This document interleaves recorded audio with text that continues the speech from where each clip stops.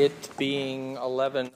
Comme il est 11h05, nous allons maintenant passer aux affaires émanant des députés. Affaires émanant des députés, débat en deuxième lecture du projet de loi C-544, loi modifiant la loi sur le vérificateur général publicité gouvernementale. M. McGuinty, appuyé par M. Casey, propose que le projet de loi C-544, loi modifiant la loi sur le vérificateur général, soit maintenant lu deuxième fois et renvoyé au comité permanent des opérations gouvernementales et des prévisions budgétaires. Le député d'Ottawa-Sud. Merci, M. le Président. Monsieur le Président, ce projet de loi est soutenu par le Parti libéral, est soutenu par mon chef et est soutenu par mes collègues.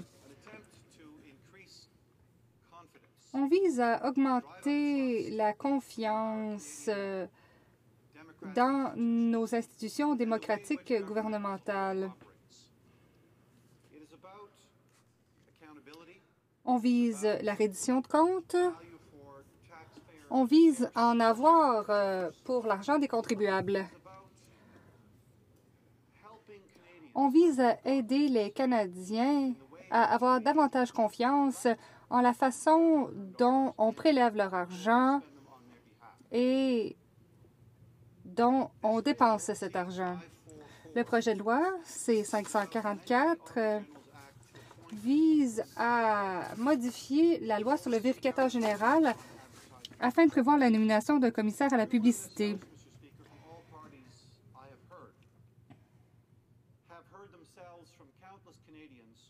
Les gens de cette Chambre ont entendu des Canadiens parler de gaspillage en matière de publicité. Il est temps que les règles sur la publicité tiennent compte du 21e siècle. Ce projet de loi devrait être adopté. Nous espérons toujours obtenir l'appui de tous les partis. Ce projet de loi s'appliquerait à tous les gouvernements futurs, peu importe le parti au pouvoir. Monsieur le Président, il est important de rappeler aux Canadiens que ce projet de loi permet la publicité légitime. La publicité gouvernementale a un rôle à jouer. Je vous parlerai des détails dans un instant. Il serait interdit de faire de la publicité partisane. C'est pourtant ce que fait ce gouvernement conservateur depuis 9 ans. Les publicités du gouvernement ressemblent beaucoup aux publicités du Parti conservateur.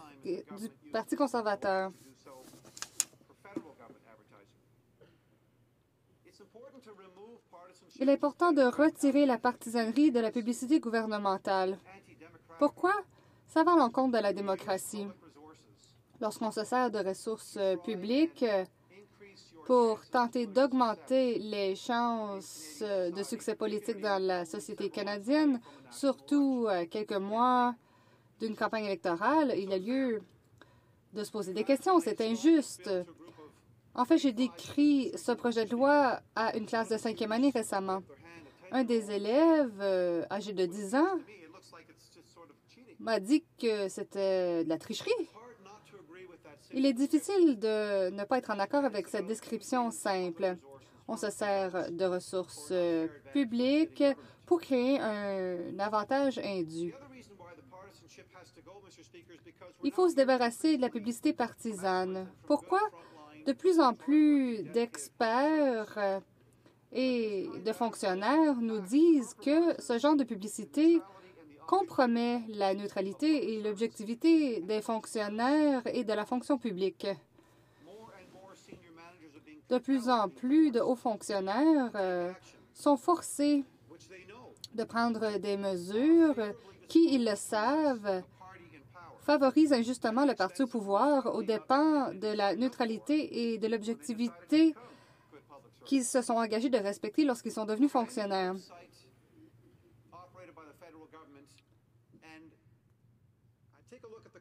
Examinez les couleurs des sites Web du gouvernement fédéral. Allez ensuite sur le site Web du Parti conservateur et examinez les couleurs.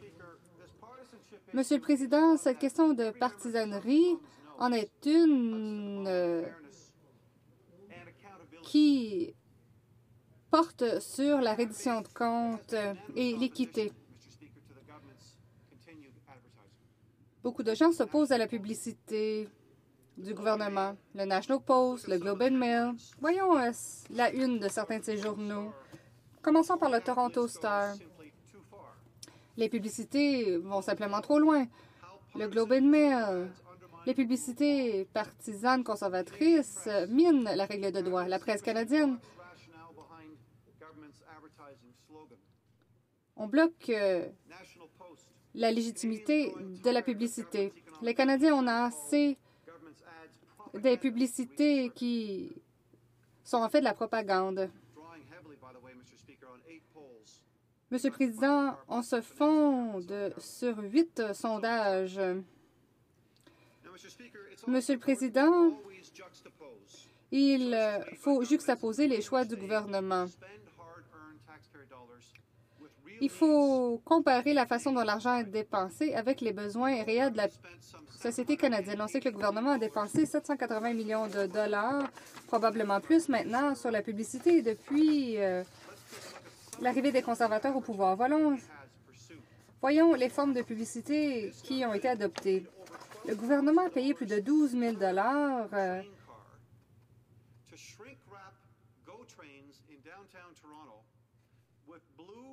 pour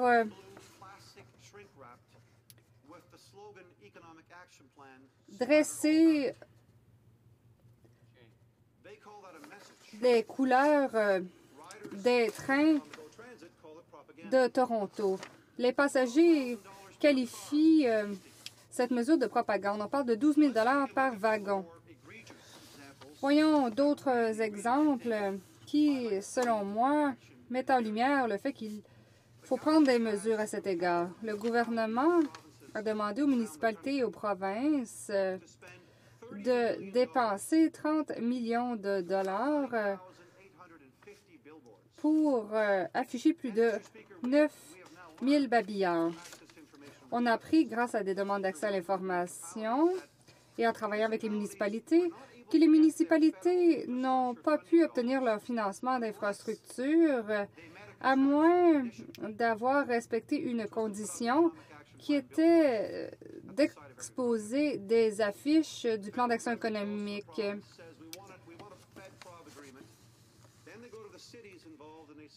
On dit donc aux villes, si vous voulez de l'argent, vous devez monter une affiche à vos frais.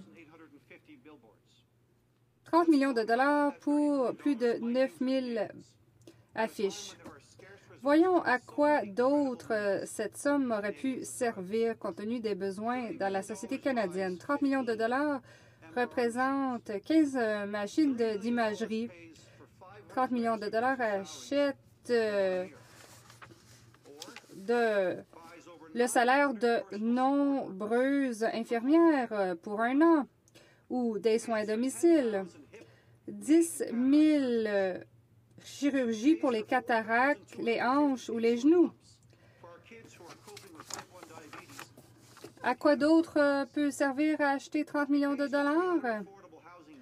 30 unités de logement abordables, 1 million de laissez-passer d'autobus pour les aînés, les frais de scolarité de 5 000 étudiants, des emplois étudiants pour 9 000 étudiants pour un été, 15 000 doses de médicaments de chimiothérapie pour les gens atteints de cancer, 46 500 ingestions pour traiter l'ostéoporose.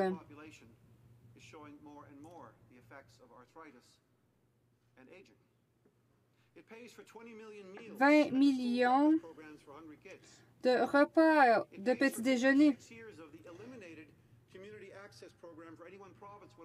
46 heures d'accès à des programmes d'accès Internet dans les bibliothèques et les centres communautaires pour les gens qui ne peuvent pas se permettre la connexion Internet. Des subventions éco-énergétiques pour 6 000 domiciles. 12 000 pour un wagon, à un moment où le financement d'infrastructures est réduit de 90 %. C'est tout ce qu'on a besoin de savoir sur les priorités du gouvernement. Le gouvernement devrait avoir honte d'utiliser l'argent des contribuables pour faire la promotion de sa marque et de son site Web. On peut mettre fin à ces pratiques. Le parti au pouvoir n'a qu'à adopter ce projet de loi. On peut créer un poste de commissaire à la publicité qui pourrait examiner les publicités avant qu'elles ne soient diffusées. Le projet de loi permet au commissaire de veiller à ce qu'une publicité soit approuvée à l'avance avant d'être imprimée. Je crois que le gouvernement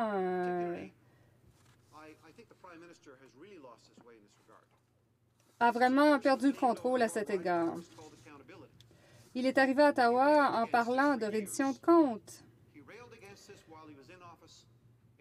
Le gouvernement se plaignait de ce phénomène lorsqu'il était à l'opposition. La Fédération des contribuables ne peut pas comprendre pourquoi le premier ministre a adopté cette pratique en matière de publicité.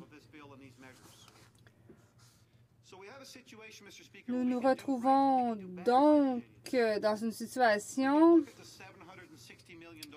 qui nous permet d'améliorer la pratique. On veut que les contribuables en aient pour leur argent. Le projet de loi permet la diffusion de messages importants. Oui, on permet au gouvernement d'informer les Canadiens sur les mesures fiscales ou certaines dépenses ou des prestations auxquelles ils ont droit. On demande simplement de procéder autrement. On ne peut pas, par exemple, faire de la publicité sur des mesures qui n'existent pas. On se rappelle, il y a quelques années, le Conseil des normes de la publicité a critiqué le gouvernement parce qu'il avait diffusé des publicités sur des subventions à l'emploi qui n'existaient même pas. Les subventions n'existaient pas. Pour les Canadiens qui suivent les séries éliminatoires, on sait que les créneaux publicitaires peuvent coûter jusqu'à 100 000 $.